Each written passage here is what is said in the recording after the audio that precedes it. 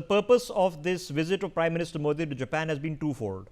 Number one, that the Japanese, both in administration, they already know this, but the Japanese populace at large should be well aware that the issues that are taking place in global realignments that are being predicated by the rhetoric and even the policy coming out of Washington have no bearing on the Indian-Japanese association.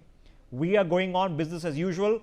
And the second was, can we improve our bilateral situation so that when the economic hit because of the tariff chaos does hit the world, and it is coming, okay, we can cushion it. The mathematics, ladies and gentlemen, is very simple. Let's say, for example, India has about $250 billion of bilateral trade with the United States.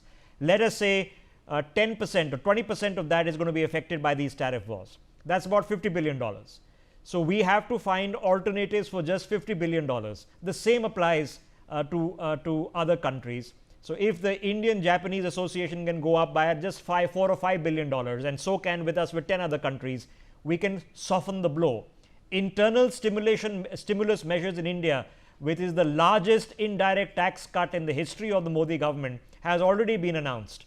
That's coming in force in a couple of months. So, but that's the geopolitical economic sphere. Let's get a different conversation going. Anil Raj is joining us. Anilji, how long have you been working out of Japan? I've been here thanks for having me, and I've been here for 26 years. And I have seen pre and post Modi. I'm not post Modi, pre and the Modi era. Okay. So I've seen what is for people watching the broadcast, because generally it's considered language issues, but India and Japan have a very large economic engagement, technological, manufacturing, trade engagement. So can you tell us a little bit, for example, what does your group, the Raj Group, do? So we do multiple things. We are into hospitality, we are into IT, we are into technology space, we are into education, and we are into even language training.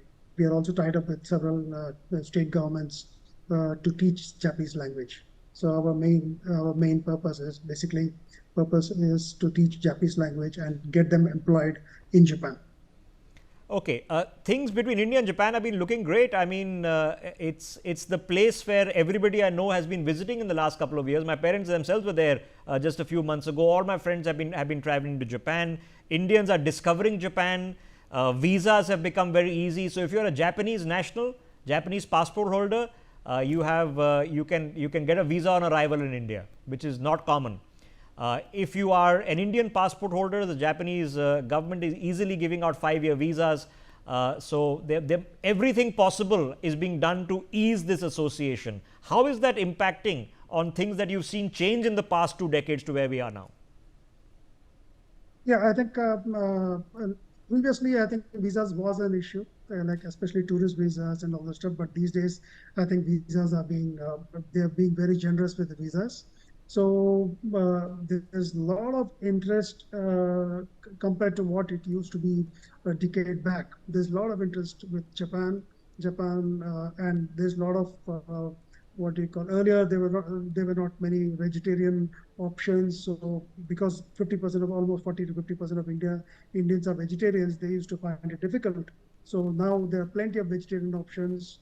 Plenty of people are looking at Japan because Europe has become expensive. Japan, because of the currency, it has become cheap.